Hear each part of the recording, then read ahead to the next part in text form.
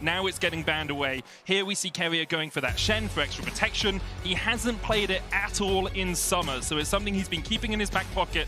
Of course, Shen support is something we've seen in the past. It's not entirely novel, but it's great to see these new picks coming out here. EDG, very happy to scale up. It's something they did so well through the LPL. The finals, I think against FPX, they were a little bit more aggressive in the early game, but historically they've been a team that waits towards that team fighting point. And when you have double AD carries, your team fight is very strong.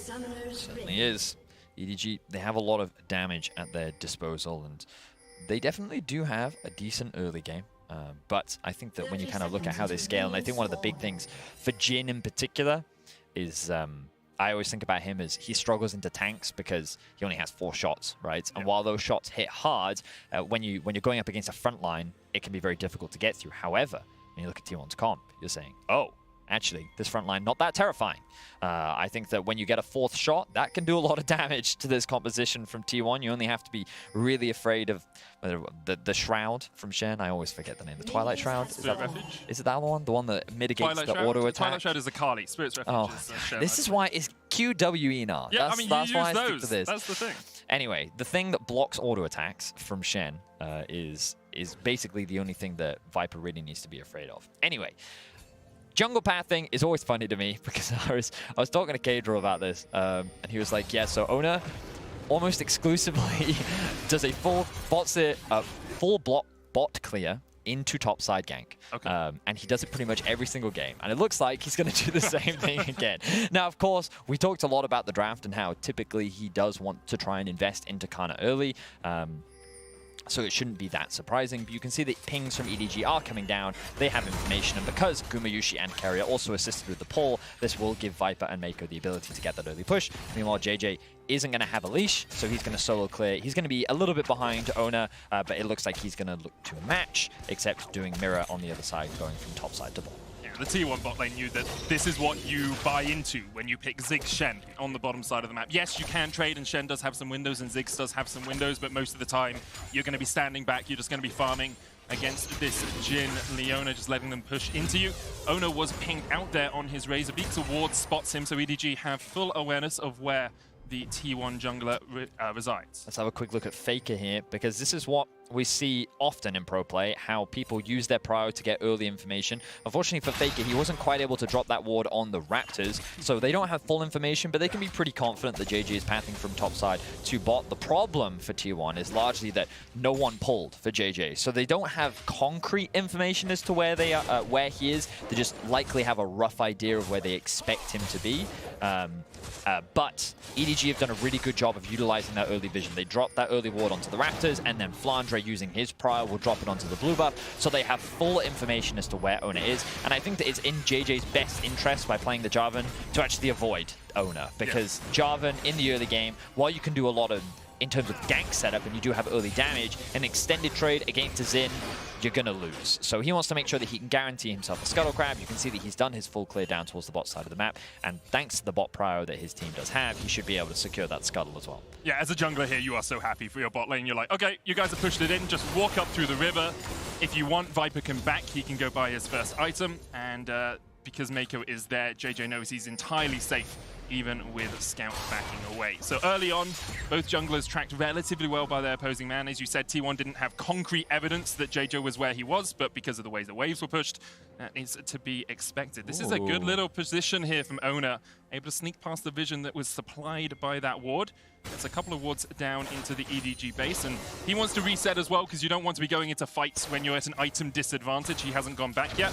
He would be at a pickaxe disadvantage to JJ if a fight did happen. But this was pretty interesting, largely because many junglers, especially at the pro level, what they'll do is they'll use their ward early, and then they'll reset, trade it for the sweeper, and then they'll come back out onto the map. Sometimes they'll even just grab the sweeper even earlier so that they can clear out any potential early vision. But Ona held on to his trinket, and then in his first recall actually chose to use it where he expected JJ to actually come back out onto the map, and now he's gotten information as to where JJ is. So now T1 have information as to what JJ is up to. They have to be careful, and Faker is, look at how Faker is playing in the mid lane right now. He's kind of pathing towards the bot side of his jungle a little bit more, respecting that possibility, and so really good information. The person that's in danger right now is Kana, because look at the flank from JJ. He's managed to navigate his way around the vision. Kana doesn't know that he's here. Wave not in the best of spots for Kana either. He's going to step up and get a couple of auto attacks down. Flandre could dash forward with the quick draw. JJ, patience. He's like a doctor who's got a lot of patience in this top lane as he decides not to go for the fight. Flag and drags away. And I wonder why EDG decided not to pull the trigger there. I think the main reason was Kana never quite overstepped. You know, you always have that line where you know that, hey, if a player goes past this point, even if they flash, there's still a good chance we can get that kill. But Kana, great patience there because he knows that his jungler's not on his side of the map. So he instead shows that respect. He says that JJ is somewhere around the top side. If I overstep, the risk of me getting ganked is very real. Faker's not level 6 yet, and while he does have TP, we probably don't win that 2 versus 2 anyway. So really good respect there from Kana. And so far in this early game, it's just a lot of information trading. Both teams playing around where their jungler is, what information they have. And in terms of the farm, everything looks very even. But now that level 6 has come through, Owner's going to miss the ward in that. But surprised he didn't actually check that. So Flandre is just going to use his ult, and now it's going to get spotted out. So yeah, just overall very safe. You can see a couple of attempts here and there. But now that the level 6 have come through, this is where EDG really need to be careful of what Faker is up to. But remember, Scout can always steal that ultimate away and is able to follow alongside in the event that Faker tries to do something a little bit sneaky somewhere on the map. The last time these two mid laners met up in 2017, it was Faker who came out on top, but EDG had leads in both those games, Vedius. 10,000 gold ahead in the first one before Faker's Shockwave found them all, and 5,000 gold ahead in the second one before, once again, Faker was able to pull a clutch play out. Historically, it has gone in T1's favor, although EDG did deny the first ever MSI title from T1 back in 2015. It's kind of crazy, like, we heard Shox talking about it, right? We're at a point in League of Legends where organizations and rivalries have literally spanned over years. And of course, this doesn't look like a huge number of games in terms to really create a rivalry, but because of the impact that some of those games have had, you know, the fact that it was EDG that denied T1 that MSI title. It was T1 that denied EDG getting out of groups. That because of the significance of those results, that is where these rivalries have started to grow from. And of course, many players are different, but those rivalries still stay the same all the less. For now, though, still very even between the two teams. You can see T1 with a slight gold advantage. I think by and large, that's coming from the Twisted Fate passive. But yeah, I think that for now, EDG is pretty happy with this. The fact that nothing has gone too wrong, the fact that Faker hasn't been able to, as of yet, find successful play, but I wouldn't be surprised to see T1 go on the offensive. Look at this. Carrier making his way up towards the top side, will be spotted out. Owner right behind him, and look, Faker's in the fog of war. JJ is now a little bit worried. Flash away from JJ, Carrier with the flash follow as well. Destiny used by Faker, but T1 unable to find the EDG jungler. They do get pushed in the top lane here, which means Kana should be able to secure a plate with a little bit of assistance from their support. This is such a pleasure to watch, Medic. Because words are struggling today, we'll get him out. Because you can see how aware both teams are. JJ was looking at the minimap and saying, Fake is missing, Carrier is top, Owner is probably somewhere in between the two of them, so he positions himself in a way where he can get out should anything happen. And now it's EDG on the offensive. Flash, then play the chasers on, Owner pops the Crescent Guard, but JJ jumps onto him with the Cataclysm in his first blood over to Mako. Kana now has to flash the wall. EDG able to collapse on the top side Rift Hole. Great collapse coming out from EDG. They're able to punish the fact that Owner is isolated in the river. They have the numbers advantage, and there's no way for him to escape. A lot of flashes were burned there on the side of T1, but it is EDG. They end up coming out on top. They equalize the gold once again, and they will find themselves with the Rift Herald. Great stuff in this early game from EDG. EDG just able to hamper any plans. T1 had to get Kana ahead and then obviously get the kill over onto Mako as well. Not really the target you want it on, but getting your support a little bit more tanky. As a support player myself, just give them all the kills, you know? Get them the gold. Locket's great. It does everyone a shield. You don't need damage if you have shielding, Vedi. Hey, I mean, the tankier the front line and the stronger the engage, the easier your team fighting is. Exactly. Am I right? Love those supports, because they support you. Now, I think that with this Herald, EDG have some options. So they could, if they wanted to, use it mid lane. Oh, hang on, JJ. He doesn't have Silas, but Silas has TP, and you can TP. Oh, he stole the Shen ult! No flash, Shen ult coming out as well, and Owner is down. Scout steals away the stand. United, as you say, EDG get their second kill on the board. I was looking at the minimap and I was thinking, whoa, JJ, I don't know if this is a great idea because T1 have the numbers advantage here. But what I didn't realize was that Scout in the previous fight had already stolen Carrier's ult, and they were saying, you know what, we know where Owner is and we can punish him. And that's exactly what they do. Really great play there from EDG, and it is Scout that ends up picking up that kill. And what I was going to say is they can use the Herald. I think they should use it either mid or top. The reason why you would use it mid is to deny Faker the ability to roam as easily as he normally would, because you won't have access to that tower and that extra bit of security. Alternatively, you can throw it top. Put Kana a little bit further behind than what T1. Remember that he's one of the main parts of this composition that you ideally want to try and play around, especially utilizing those side lanes. And if you remove that tower from him, you only make it harder for him to side lane against someone like Flandre. So that's kind of what I expect EDG to do with this Herald. Of course, they still have plenty of time left to use it. Let's see what they decide to do. I just had a quick mosey, and Scout having 2 global ultimates to steal away benefits EDG so much. Hijack is on an 80-second shorter cooldown than Destiny. So if Scout steals away the Destiny, then 80 seconds later, he can steal away the Stand United. He's on both sides of the map at the same time a lot of this game, and becomes very difficult for T1 to make those objective plays. Destiny coming out onto the top side. JJ underneath the tower with Flandre. He's going to try and defend. There's the Destiny. Faker underneath the tower. Smoke screen stops him from locking in the gold card. And will just force EDG to back away. Just fantastic awareness once again from EDG. The positioning from JJ, he doesn't leave his top out to dry, and every single time T1 is saying, we want to make this top lane play. We talked about it extensively in draft, right? We said, like, top lane is what T1 want to play for. They want to try and get Kana ahead. They want to take down this top tower. But nope, Mako's on his way. JJ's already in position. The TP is up and ready to go for Scout. Like, EDG is just so aware of what T1's win condition is, what they want to do, and they are denying it. For the time being, as long as they just prevent T1 from doing what they're doing, that EDG is, as a byproduct, getting what they want. Because they will be able to play towards these neutral objectives. They can play towards these team fights. And they should be able to come out on top in the 5v5, which, as a team, they are often praised so much for. Yeah, team fighting is absolutely sublime. JJ it still has that Rift Herald as well, Vedi. It's about a quarter of its cooldown left, 2 minutes before plates fall, but the Rift Herald will expire before that. So it looks like he is just going to put it down in the mid lane. Scout steals away the Destiny. Faker's still half of its way before it comes back off cooldown. So EDG can just get this charge in. Scout waiting in the wings to make sure the Rift Herald gets in, make sure he gets the gold, and because of that, EDG about 1,000 gold ahead. Mako once again moving away from the bottom lane. Both of the AD carries, or the bot laners with the Ziggs and the Jhin, have been left a little bit on an island as their supports look to make plays on the rest of the map.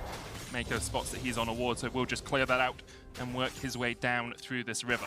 We can see how topside focused this game has been because of the lack of Drake being killed yet, right? We're 12.5 minutes in and neither team has even looked at that Drake. And again, it's because EDG is saying, we don't care. We want to make sure that Flandre is totally fine. We want to make sure that Kana doesn't get ahead. And you know what? The Drakes can come a little bit later. We'll get them. We'll get to it. Look, the pings are coming down right now, in fact. But Mako will be spotted out on a ward. And it's like such an interesting vision game.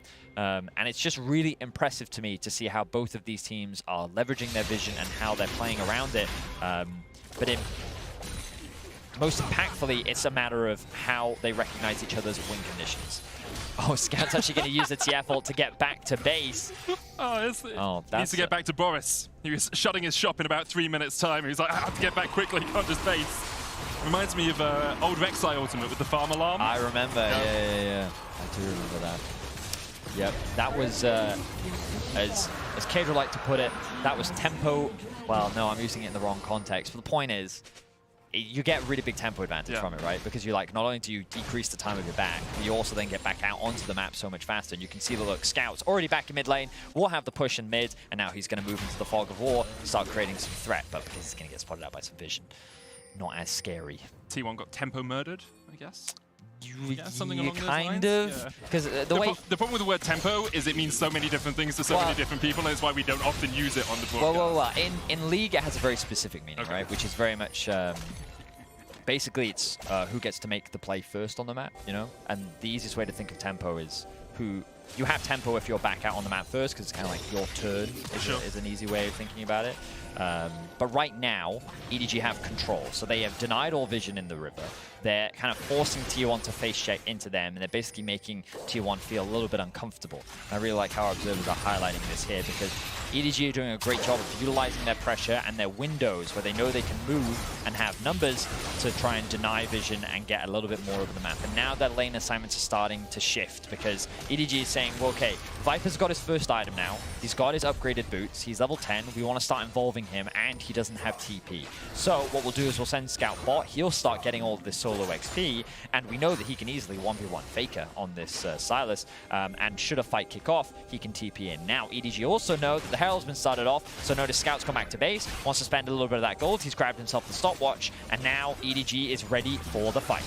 T1 lost the last fight around the Herald. EDG now setting up for it once again. Faker locks in the... well, hasn't actually locked in the card yet, but we'll be looking for that gold. For the win in this game. With Herald down to 4,000, that's going to reset, you have to feel, as it begins to charge towards Owner. Reset comes out, the fight's going to start as Mako dives in.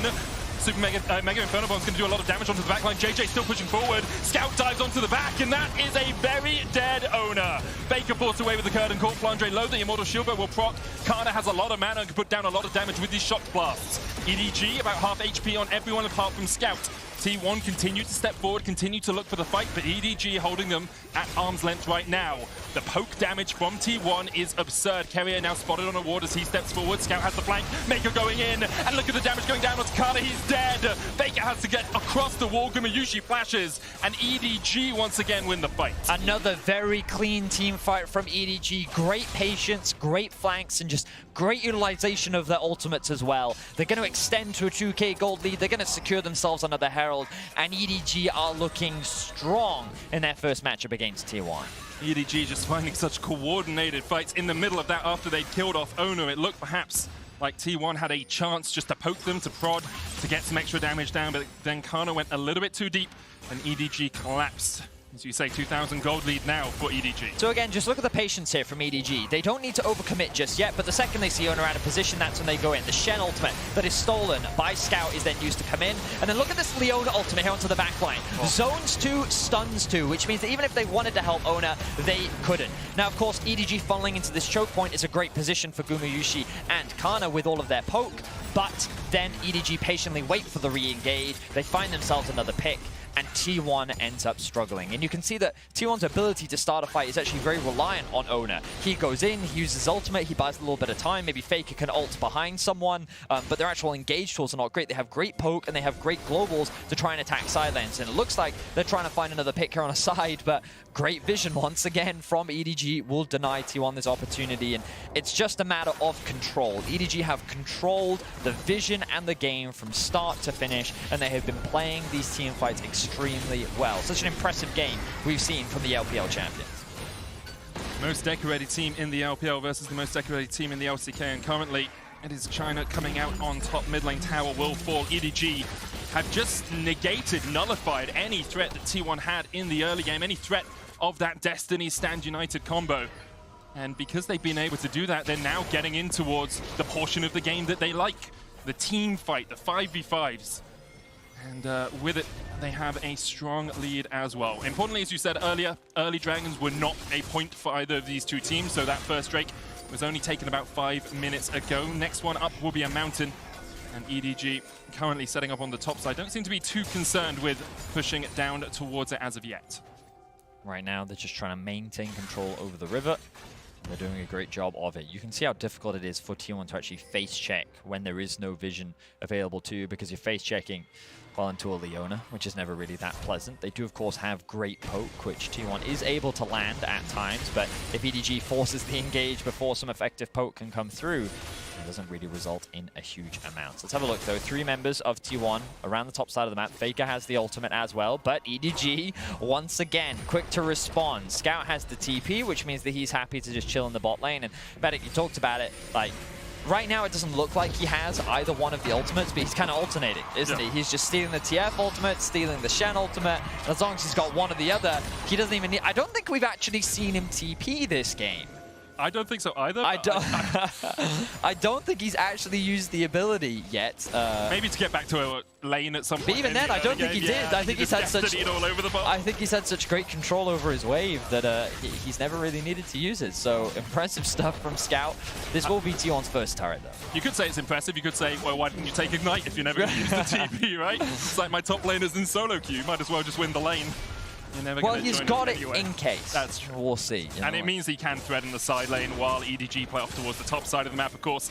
A little bit of jostling, a little bit of joking. We know the TP on the Silas works out, and he's looking to trade onto Faker here. The Everfrost's going to lock Scout underneath the tower, but here comes Mako, waiting for the wave to push in, just trying to keep Faker from going forward. There's the Stand United as Carrier's going to join this. Solar Flare coming out. Cataclysm for the follow-up. Carrier with a good double stun. Faker with the stopwatch. Stun cards coming out. And now T1 are looking to the fight on the bottom side. JJ down. Kana calls coming out. Scout diving underneath your tower, but he almost falls as well. They managed to kill off Kana, but Scout is in for a world of hurt as he comes out of this one. Mako getting chased to the top side. Stolen away to Stand United. Faker's down. And now underneath the tower that no longer stands, EDG continue to advance. Gumayushi finally joining the fray.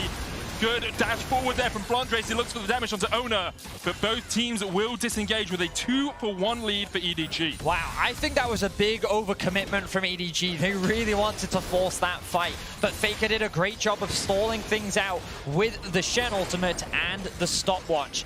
But EDG, they were able to collapse that bit sooner. Gumayushi could not join the fight, and with a great ultimate coming out from Viper, they're able to turn it around. So let's have a look at this new Axe effect replay and see how things pan out. So here's Faker. Notice how separated Mako and JJ are from the rest of the team. Scout can't offer any damage. The stopwatch buys a lot of time. The TP comes through from Kana, and then JJ ends up dropping. But here, look, the ultimate from Viper, dishing out damage onto the backline. Scout's able to buy time. And then this play from really nice shot from Viper. And then look, he steals away the Shen ultimate. And then look at how big the shield is, because of course he's scaling it with AP. Then they secure themselves the tower, and they try to grab themselves a couple more kills, but T1 end up escaping. So a very fine line EDG walked in that fight. It could have been a big opportunity for T1 to turn it around, and had Gumayushi gotten there a little bit earlier, if he'd had that TP available, that fight could have ended very differently. But still, EDG, they remain in control. 4K is the gold lead, 2 towers to their name and 2 dragons. You talked earlier about rivalries between some of the best teams. Not that many games played, of course, between T1 and EDG across their history, but there was a small semblance of last time they met in this game. Of course, EDG have a strong composition as the game goes on. T1 don't have the full-on engage tools that they had with the Rakan Orianna last time, but with the EDG in a 5,000 gold lead, I'm sure a lot of EDG fans at home will be thinking, I've been in this position before and we weren't able to close it out. Let's see if they can lock it in and secure their spot at the top of their group. I mean, I feel like I know the history, you know, of EDG, and the analyst that did a great job of summarizing it too. EDG have had a lot of expectations on their shoulders, and they've been considered favorites in the past, and then it was always in the group stage where they would often show weakness, and then they could never quite get past the quarterfinals, right? But this EDG feels different, man. It feels different. They feel like that. This is the biggest caster curse you could ever lay on a team. If they go 0-5 from here on out, we'll see them keep doing it. Ona's going to get chased down there. All of EDG able to collapse, and perhaps they do feel a little bit different. They killed the T1 jungler, and then they look up towards the Baron. It's just, this game, in my opinion, has just been a great demonstration of really high-level lead for EDG. They have such a clear understanding of T1's win conditions. They've played around Vision extremely well. They've taken smart fights, and I think that the bot fight was probably the most aggressive that they have been so far this game, and could have been that window. But now they've started off the Baron. Mako caught out. Yeah, down to half HP. Scout's coming in with the TP. Here comes the curtain call. Faker looking for Mako, but he's locked up with the solar flare. Faker still gets the stun card outside. United's going to keep him alive for the moment. Scout trying to get across the wall. T1 still trying to fight this one. They have stopped the Baron being taken, and that is the most important point. Kana, no TP, but he is still in the middle of this fight. Ona respawns, and he's going to rejoin the fray as quickly as he can. EDG will back away, and Faker and T1 did a great job there of stopping the Baron from happening. TP is coming in. T1 might look just to start this one off immediately. They know EDG alone. There's a window here, thanks to the fact that Scout has already used his TP, and many EDG members are low on HP, so T1 see this is an opportunity, given that Ona's now back on the map, to force a successful fight. Let's see if it works out. Blondre full HP though, Viper down to half. Mako forced away, no solar flare for him. Scout off towards the top side, has the flash, has that engaged potential. JJ as well. Flash, Cataclysm, very much a possibility. Destiny coming out, there's a blast going to the back of the pit. Carrier tries to get onto JJ. They jump into the pit with the Cataclysm coming out. It's Ona who secures it. Scout low in the middle of the pit. Gumayushi and Faker just trying to act on the sidelines here, trying to back away. Carrier forced off towards the top side. Baron secured by T1, but the fight will go well and truly in EDG's favor. Carrier dies at the end. Only 2 members of T1 survive. But a really great play still from T1. The decision, the window that they had to at least get a little bit more control back into their hands, they were able to take advantage of it. the fact that Owner had just respawned, the fact that they knew that so many EDG members were low, they had a small window where they could force this. And yes, it was a flip, but I feel like that T1 were in a position where they had to take this flip. This was the best case scenario for them. And while EDG, look, Faker and Gumayusi get separated from the fight. Owner, in a 50-50 smite here, is able to secure it before losing his life, and then Gumayusi ends up doing so much damage on the backline that they end up getting themselves a couple kills as well. Owner is just the sacrificial lamb here. Kerry is forced to lose his life as well, but 2 for 3, Baron in your back pocket. If I'm T1, I'm pretty happy with that. And only 30 seconds before it, Vedius was talking about how great the map play was from EDG. So T1 do get the Baron, Red Bull Baron power play up and available for them. EDG now with 3 Drakes. Cloud Soul is the possibility, and it wouldn't be an LCK versus LPL game without a Cloud Soul on the horizon. So I think what happened was they got that pick onto Owner. So EDG's like, let's do Baron. Yeah. Problem is, you're doing Baron against Pokemon. And so T1 recognized that, and they don't overcommit, but EDG used it as an opportunity to force a fight. Hey, we have a numbers advantage. We didn't burn a lot to get that kill onto Owner, so let's force Baron to force them to come to us, and then we re-engage on them. But T1 patiently navigated their way around the fight. They don't get hard engaged on, and because Owner is now back onto the map and EDG have no HB bars, T1 then see a window where they can force the Baron. So it was one of these things where I think EDG did the right thing, and I think they had the right idea in mind. It was just that in the execution, they couldn't quite pull it off. They couldn't quite get what they wanted to happen, and so then T1 pounced. And that's why I think this is such a great game, because you can see that both these teams are playing at a very high level. They have a really good understanding of the windows that they need to take advantage of, and they are doing just that. T1 now trying to close the gold gap that they find themselves in. They secure themselves another tower, and while they still find themselves at a 3k gold deficit, look at that. Gumayusi actually has the most gold in the game right now. Yep. Which is interesting considering how much T1 decided to focus the top side in the early game. Gumayusi, of course, Zig's very good at taking down towers. The Satchel Charge does a lot of damage. He's obviously picked up some plates throughout the game as well. But almost 300 farm at 27 minutes is going to stack you up in terms of total gold. The Baron about to expire, though. Only an extra 500 gold taken off it on top of the 1,500 you get for it. However, T1 will be very happy with the delay of game, because if EDG had taken that Baron, it felt like it was pretty much game over. It certainly felt that way. The thing is now for T1, they can just buy more time. You know, they were falling further and further behind. Levels was something that was really going to be a big struggle for them, but it's going to get better. And one of the cool things about Xin Zhao into Jarvan is that Jarvan kind of falls off later on into the game, because all he really is a knock-up and an ult. He doesn't really have kill threat on many people, because a lot of his damage comes from his passive, and then there's a cooldown. Whereas Xin has his ultimate, which mitigates so much damage and can tank a lot, and can just act as a pretty effective frontline. So in terms of the junglers, even though Owner is 1-5, he's still going to offer a lot of value just with these two items in isolation. So it's one of those things where I look at T1's comp and I'm like, well, if they can take advantage of their poke, if they can actually look to try and find picks on a side lane, the fact that Gumayusi is now level 16, we've got an interesting game on our hands, because what felt like a clear one-sided affair for EDG, T1 have found a narrow way back into the game, and now they have options. 2017 flashbacks, I'm just going to say it again. Kana at 3 items now is a lot stronger on this. Jace didn't get all that gold funneled into him in the early game, but still farming up a storm and able to get himself into a pretty strong position. 2 items complete on Gumayusi as well. Those 2 key poke members for T1, both very strong. I wonder where Gumayusi will go next. He's got an Oblivion Orb. You can see there's some healing reduction picked up on the side of T1, but I wonder if he'll finish out that Morello's or if he'll decide to go towards Rabadon's third here with that needlessly large rod.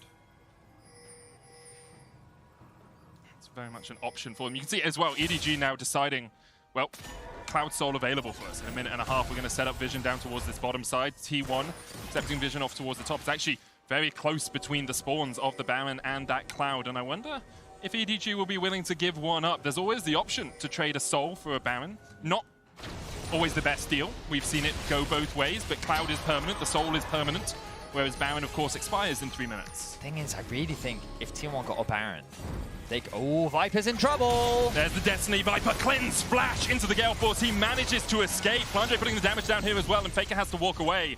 Viper was in trouble. Both sums burnt on the EDG AD carry. Such a narrow window once again, and T1 pounce. I feel like both teams are hyper-focused right now because you can see Viper recognized, he was like, uh-oh, I have picked the wrong spot to base in before the T1 members even showed up, and he was quick to run to the wall because he recognized that's my best out. But then the flash comes through from T1. TP. There's quite a deep TP though.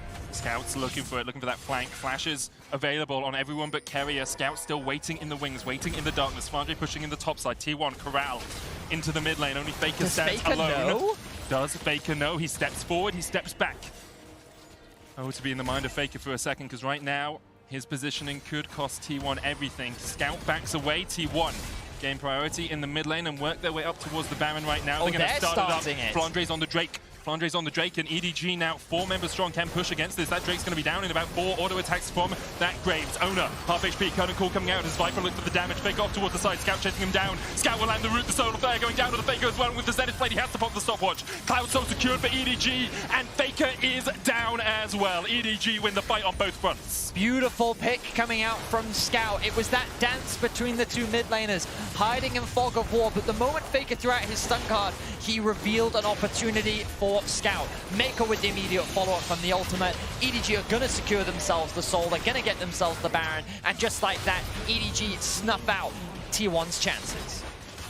5,000 gold now, their lead. Cloud Soul in their back pocket, and the good thing about a Jhin is you can be impactful even without your summoners. Viper there just pops the curtain call well out of range of anyone on T1 and is able to put the damage down and get those slows. Faker trying to find an avenue to approach the fight, but just couldn't get it. Scout now level 17 on this Sylas. Highest level on the game, teamed up with Flandre, 3 levels ahead of Faker.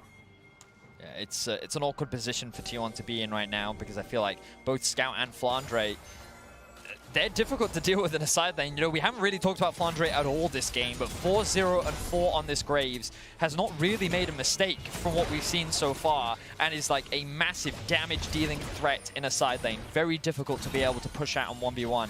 And so, like, a lot of your hope relies on the poke coming out from Gumayusi and potential damage that you can get before a good fight, but the Elder spawning soon.